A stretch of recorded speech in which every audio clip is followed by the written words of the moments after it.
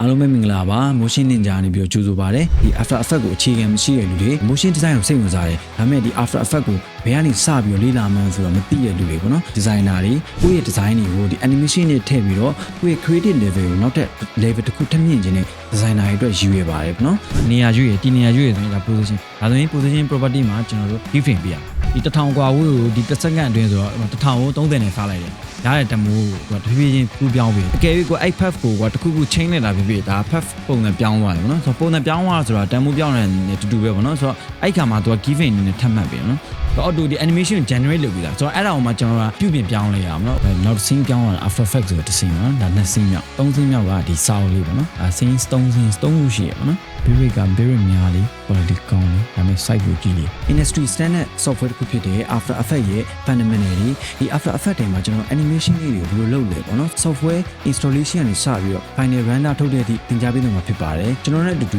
သင်ခန်းစာအစအနေအဆုံးထိစနစ်တကျနဲ့တေချာလိုက်လေ့လာမယ်ဆိုလို့ရှိရင်ကျွန်တော်တို့သင်တန်းပြီးတဲ့အခါမှာဒီ after effects ကိုအသုံးပြုပြီးတော့ animation တွေကိုကိုယ်တိုင်လုပ်နိုင်မှာဖြစ်ပါတယ်